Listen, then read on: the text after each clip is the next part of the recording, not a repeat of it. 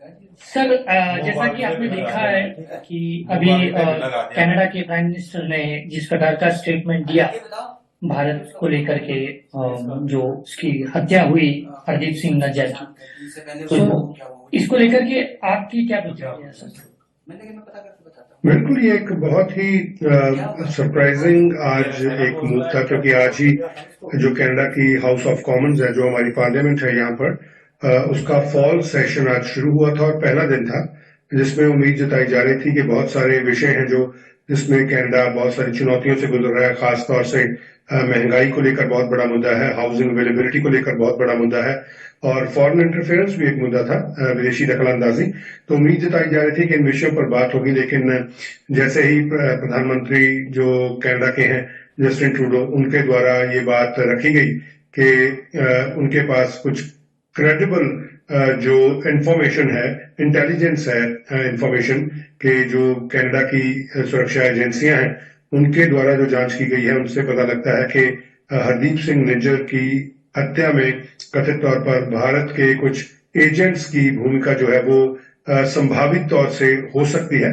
तो ये एक वाकई ही एक ऐसी बात थी जिसने कनाडा में एक चर्चा को नया जो है वो शुरुआत कर दी, क्योंकि कम्युनिटी का एक हिस्सा जो प्रो खालिस्तान मूवमेंट के साथ जुड़ा हुआ है, प्रो खालिस्तानी है, वो इस बात से काफी आज राहत महसूस कर रहे हैं कि कनाडा के प्रधानमंत्री ने इस बात को लेकर जो है वो बहुत खुले विचारों से इस बात को माना है कि इसमें भारत की दखलंदाजी जो है वो कथित तौर पर रही है।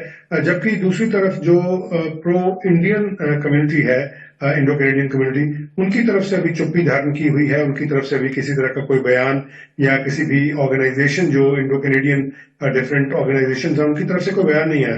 तो फिलहाल अभी तक इस मामले में जो मीडिया के तौर पर बहुत सारी जो इन्फॉर्मेशन है उनका आदान प्रदान हो रहा है और कई तरह की डेवलपमेंट्स जो है वो देखी जा सकती हैं।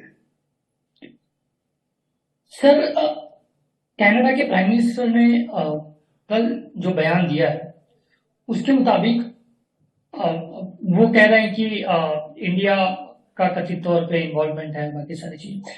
लेकिन इस जो हरदीप सिंह नज्जर है, इसकी जो हत्या हुई है वो 18 जून को हुई है।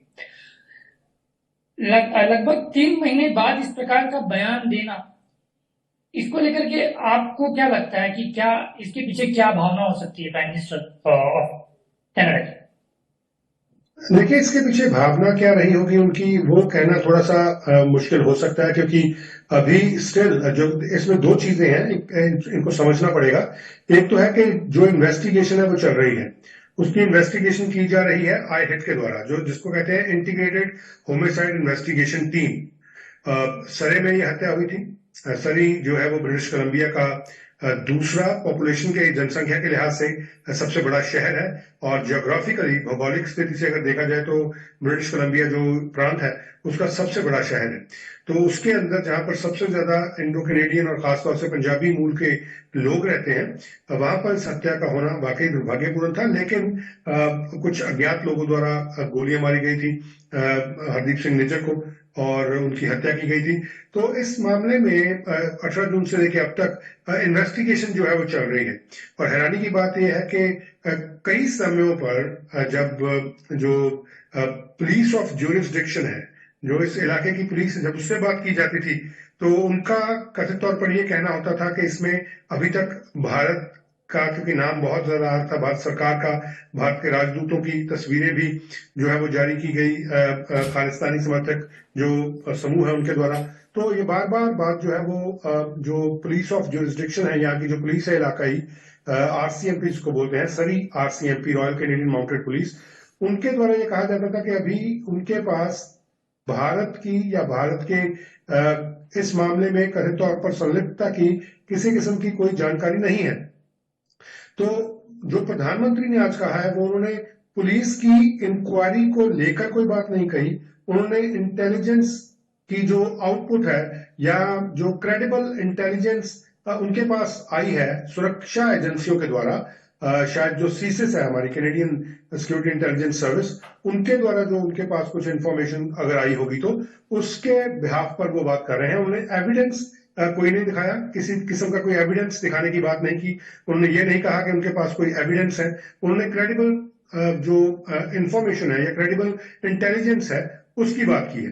सो एक तो ये बात है। दूसरी बात ये है कि अगर इसको राजनीतिक तौर पर देखा जाए तो पिछले कुछ समय से कनाडा के राजनीतिक जो माहौल है उसमें जस्टिन ट्रूडो का ग्राफ, पॉपुलैरिटी का ग्राफ बहुत ज्यादा गिरा है। अपने जो प्रतिद्वंदी हैं उनके, जो विरोधी पार्टी के लीडर हैं, पियर पॉलिएव, जो कि कनाडा की कंजर्वेटिव पार्टी के फेडरल लीडर हैं, उनका ग्राफ बहुत तेजी से बढ़ा है। सही मायने में वो डबल डिजिट से आगे जा रहे हैं, लगभग 12-13% से आगे वो जा रहे हैं जस्टिन ट्रूडो की लोकप्रियता के लिहाज से। और जस्टिन ट्रूडो पर कई तरह के इल्जाम लगते रहे हैं। जस्टिन ट्रूडो पर ये भी हाउस ऑफ कॉमन्स में ही इल्जाम लगते रहे हैं, उनके धुर विरोधी जो